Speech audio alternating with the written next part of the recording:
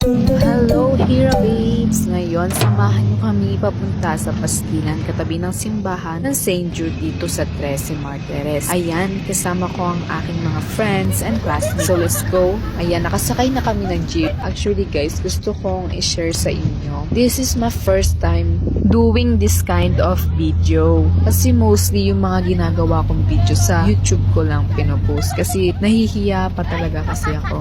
Ayan, tama na. Over na sa share. Ayan, bumaba na kami nito sa harap ng Jollibee at hindi namin alam kung magpapastil or Jollibee na lang kami. Ayan, tumawid kami. Then, papunta naman na kami nito sa St. Jude sa kakainan namin. Kakainis sila, super. Ayaw nila lumapit sa akin. Tapos ito, lumagpas ako, tinawag nila ako. Dito pala talaga na. Ayan, pumasok kami dyan. Tindahan ng cellphone mo na yung sasalubong sa inyo. Ayan, perfect yung menu nila. Marami yan, guys. Madami sila menu. Ito, syempre, bayad muna.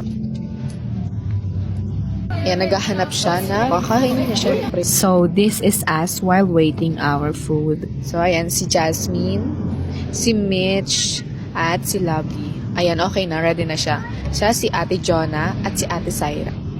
So, ito, yung drinks muna yung in-order namin since naghahanda pa nga ng mga order namin sila ate o yung nagtitinda. Ito, binigyan ako ni Ate Jonah ng 15 pesos para bumili ng sarili kong coke. Actually, gusto ko talaga lang ng tubig. Tapos eto, ayan, kainan na. Inabot ko muna sa kanila yung pagkain nila. Tapos nulungan ako dyan ni Ate Syra. Pray muna, guys. Siyempre, wag natin kalimutan mag-pray.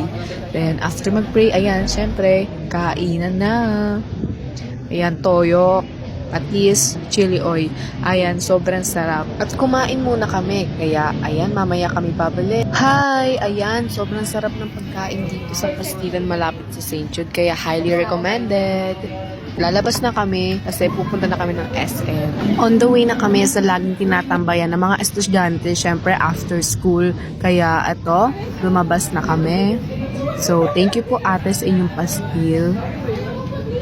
So, ayan, lakad-lakad lang. So, hi guys! Papunta na kami ito sa SM. Yan, tumakbo ko sa kalsada kasi di ako marunong tumawid.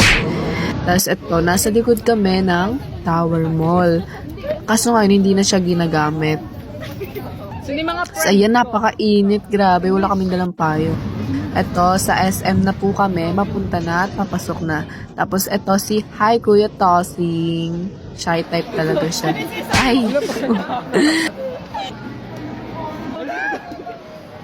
Eto at aakyat na nga kami sa second floor para mag-CR. Eto nasa escalator kami ngayon. Tapos pag akyat namin may United Nations doon at ito ang narinig namin. Nag-CR pala muna ako niyan guys. Tapos yung iba namin mga kasama, iba kong friends and classmates, nag-retouch sila sa CR. Kaya, ayan ako, nag-CR na rin ako. Tapos, eto, sakto paglabas namin ng CR, nakita ko mga classmates ko. Shoutout sa inyo, Kat, Claire, and D.